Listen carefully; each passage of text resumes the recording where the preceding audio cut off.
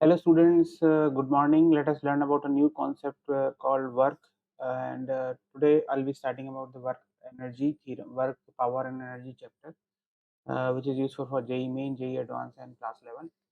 So work, what is work? Actually work is defined as the product of force and displacement, which is ये definition आपको यहाँ पर दिखाई हुई है. Work is defined as a product of force and displacement in the direction of force. अब actually में work आप जो यूजुअल लाइफ में देखते हैं, वो जो वर्क होता है, वो वर्क और इस वर्क में बिल्कुल डिफरेंस है। वो जो वर्क होता है, वो बायोलॉजिकल वर्क भी इंक्लूडेड होता है आपकी नॉर्मल लाइफ में, उस चीज़ को हम काउंट नहीं करते फिज़िक्स में। फिज़िक्स में हम सिर्फ़ फ़ोर्स की वज़ह से जो वर्क होता है किसी बॉडी के ऊपर, उसको काउंट करते हैं। पहली चीज़ तो ये हो गई। अब इसमें क्या है, जैसे कि वर्क हमें किस तरह से डिफाइन किया हुआ है, product of force and displacement in the direction of force. तो work done by the constant, तो मैं दोनों केसेस बताऊँगा आपको, क्योंकि जेईई मेन, नीट और इन सब के एग्जामिनेशंस में जो है, या जेईई एडवांस में भी जो दोनों टाइप के फोर्स वर्क होते हैं, एक तो कांस्टेंट फोर्स है और वेरिएबल फोर्स से भी, और इसका इंटरप्रिटेशन भी बताऊँगा। तो work done by the constant force, suppose आपकी फोर्स कांस्टेंट है। कांस्टेंट का मीनिंग क्या? कि आपकी फ़ोर्स जो है उसकी वैल्यू है, सपोज़ जैसे 2 यूनिट, 2 न्यूटन, 3 यूनिट, 3 न्यूटन, इस तरह से एक कांस्टेंट वैल्यू है, चेंज नहीं हो रही टाइम के साथ, ठीक है ना? उसको हम कहते हैं कांस्टेंट फ़ोर्स। अब work done by such constant force is given by work done W is equal to force dot displacement, ये डॉट है। This is not a multiplication, it is a dot product of force and displacement. आपको ये पता है कि displacement actually vector quantity होती है। F vector is what? F vector is force, इसका यूनिट है न्यूटन, जिसको हम एन में लिखते हैं, और इसको आप ऐसे भी लिख सकते हो केजी, मीटर पर सेकंड स्क्वायर। और डिस्प्लेस एस वेक्टर क्या है? S vector is displacement, displacement भी वेक्टर होता है, और इसका जो यूनिट होता है वो होता है मीटर्स। तो ये दोनों जो वेक्टर्स हैं, दोनों ही वेक्टर्स होते हैं, फोर्स एंड डिस्प्लेसमेंट, और इन दोनों का जो डॉट प्रोडक्ट होता है उसको हम कहते हैं वर्क। तो F vector dot S vector is called as the work. अब यहाँ पर देखिए, जैसे फॉर एग्जाम्पल यहाँ पर आपको फोर्स जो किसी बॉडी पर लग रही है, वो इस डायरेक्शन में लग रही है, और डिस्प्लेसमेंट जो हो रहा है वो हॉरिजॉन्टल डायरेक्शन में हो रहा है, एस, और फोर्स लग रही है एंगल पे, थीटा पर। अब आप इसको ना दो तरीके से कर सकते हो इसको, क्योंकि एफ डॉट एस है, एफ डॉट एस का मतलब होता है magnitude of F, magnitude of S into cos theta. ये आप अपने डॉट उसमें जानते होगे वेक्टर्स में, कि हम डॉट प्रोडक्ट में मैग्नीट्यूड क्या होता है, मैग्नीट्यूड, और दूसरा क्या होता है, मैग्नीट्यूड होता है फोर्स का की वैल्यू, एक्चुअली मैग्नीट्यूडल वैल्यू, डिस्प्लेसमेंट की मैग्नीट्यूड वाली वैल्यू, करेक्ट। अब डॉट प्रोडक्ट के हिसाब से कॉस थीटा होता है। दूसरा मैं आपको एक और तरीका बताता हूँ, कि एक्चुअली अगर आपके पास, आपको फोर्स निकालना है, वर्क डन निकालना है किसी फोर्स से जो कि डिस्प्लेसमेंट से सम एंगल पे एक्ट कर रही है, तो उसमें आप क्या करो ना, उसमें आप फोर्स को दो कंपोनेंट में डिवाइड करो। This is theta, F cos theta हो गया ये, और इसका एक वर्टिकल कंपोनेंट हो गया which is F sine theta. अब क्या है कि एफ कॉस थीटा के डायरेक्शन में डिस्प्लेसमेंट हुआ है, तो F cos theta into S, ये आपका डिस्प्लेसमेंट हो गया, ये हो गया आपका work done in x direction. पर वर्टिकल डायरेक्शन में जो फोर्स लग रही है, वर्टिकल डायरेक्शन में तो डिस्प्लेसमेंट हुआ ही नहीं है। वर्टिकल डायरेक्शन में डिस्प्लेसमेंट बॉडी का 0 है ना? ऊपर थोड़ी ना मूव किया है ब्लॉक। तो work done by F sine theta 0 होगा, क्योंकि F sine theta into 0 is equal to 0 होगा। इसलिए आप या तो डॉट प्रोडक्ट के हिसाब से सॉल्व कर लो, और या फिर आप फोर्स के कंपोनेंट्स निकाल लो, और किस कंपोनेंट निकालने के बाद जो फोर्स डिस्प्लेसमेंट के डायरेक्शन में है उससे वर्क होगा, उसकी वैल्यू होगी F cos theta into S, और जो फोर्स परपेंडिकुलर एक्ट कर रही है और डिस्प्लेसमेंट के डायरेक्शन में, उसकी वजह से वर्क नहीं होगा। तो ये हो गया आपका वर्क। अब चलते हैं नेक्स्ट चर पर, work done by variable force.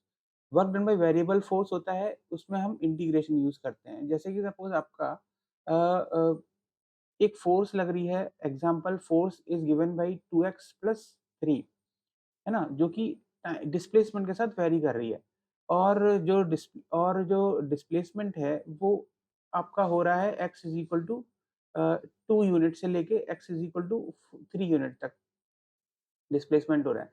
तो अब वर्क डन कैसे निकालेंगे? Work done is given by integral D W is equal to integral F dot D S. Mind मतलब ध्यान रख क्या रखना है कि फोर्स डिस्प्लेसमेंट के डायरेक्शन में होनी चाहिए। तो हम यहाँ पर कैसे निकालेंगे इस पर्टिकुलर एग्जाम्पल में?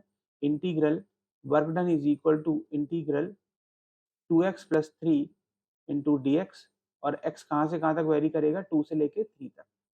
तो ये हो गया। अब यहाँ पर आप इसको इंटीग्रेट करेंगे 2 से लेके 3 तक, 2x dx प्लस इंटीग्रल 2 से लेके 3 तक dx, तो this will be equal to what, 2x square upon 2, 2 से लेके 3 तक प्लस 3x 2 से लेके 3 तक, तो ये 2 कैंसिल हो गया, 3 square minus 2 square plus 3 into 3 minus 2, तो वर्क डन कितना होगा आपका 9 माइनस 4 प्लस 3 इंटू 1, तो 5 प्लस 3 8, तो 8 जूल वर्क का जो यूनिट होता है वो जूल होता है,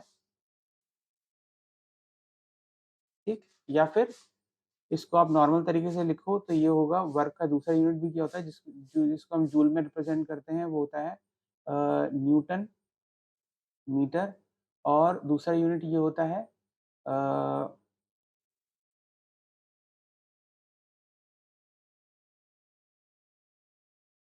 केजी मीटर स्क्वायर पर सेकेंड स्क्वायर, ठीक है।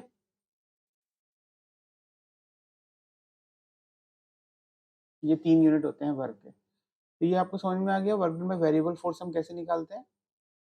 मेनली कहने का मतलब ये है कि जब आप वेरिएबल फोर्स होती है ना, क्योंकि वो डिस्प्लेसमेंट या टाइम के हिसाब से वेरी कर रही है, तो उसके हिसाब से ना आपको बहुत छोटे डिस्प्लेसमेंट के लिए वर्क निकालना होता है। बहुत छोटे से डिस्प्लेसमेंट के लिए वर्क निकाल लिया, और फिर उसके बाद उन उस सभी छोटे-छोटे वर्क को आपको इंटीग्रेट करके कंबाइन कंबाइन करना पड़ेगा, जो कि आपको इंटीग्रेशन से करते हैं। ठीक है? ओके, समझ में आ गया। अब चलते हैं नेक्स्ट कॉन्सेप्ट पर। Work done as a interpretation of area under the curve. अब सपोज आपके पास ये ग्राफ दिया हुआ है, ये ग्राफ किस किस का है, फोर्स का और डिस्प्लेसमेंट का। अब हमें पता है कि वर्क डन जो होता है वो ये है फोर्स का ग्राफ, है ना, इन टर्म्स ऑफ डिस्प्लेसमेंट। और यहाँ पर क्या हो रहा है कि यहाँ पर x1 से लेके x2 तक डिस्प्लेसमेंट हो रहा है। अब हमें पता है कि integral D W is equal to work done होता है, which is integral F dot D S. तो ये जो होता है, हमें ये पता है ग्राफ थ्योरी से कि जब भी हमारे पास y डॉट डी एक्स का जो ग्राफ होता है, ये होता है area under X Y graph. ये हमें ग्राफ थ्योरी से पता है, जो कि ऐसा होता है ना, ये जैसे कि ये एक्स वाई एक्सिस है, ये एक्स एक्सिस है, ये आपका ग्राफ है, ये है वाई का, Y is equal to F of X का ग्राफ। तो यहाँ से लेके यहाँ तक, x1 से लेके x2 तक जब आप इसको इंटीग्रेट करोगे, तो जो वो आएगा, ये वाला एरिया आएगा। सिमिलरली जो इस ग्राफ थ्योरी से हमें ये पता है कि अगर अब हमें ये पता है कि एफ डॉट डी एस है, वाई एफ है और एक्स पे एस है, तो एफ डॉट डी एस जो होगा, integral F dot D S होगा, अगर आप इससे कंपेयर करो तो वो area under F S graph होगा, दिस एरिया। तो दिस एरिया जो रिप्रेजेंट करेगा वो वर्क होगा, जिसको हम ऐसे निकालते हैं, F dot D S x1 से लेके x2 तक डिस्प्लेसमेंट हो रहा है, इसमें लिमिट डालना मत भूलना। तो ये है वर्ग। अब मैं नेक्स्ट वीडियो में आपको बताऊंगा कि एनर्जी क्या होती है। एनर्जी दो टाइप की एनर्जी होती है, और फोर्स के बारे में बताऊंगा। एनर्जी दो टाइप की एनर्जी होती है, काइनेटिक एनर्जी और पोटेंशियल एनर्जी, और एक स्प्रिंग से भी रिलेटेड एक एनर्जी होती है which is potential energy of the spring. तो ये मैं अगले चैप्टर में, अगले वीडियो में बताऊंगा। तो होप आपको ये समझ में आ गया होगा अच्छे से। इसका एक प्रॉब्लम कर लीजिएगा कि फर्क किस तरह से, इस तरह से प्रॉब्लम आते हैं जो मैंने अपलोड किया हुआ है।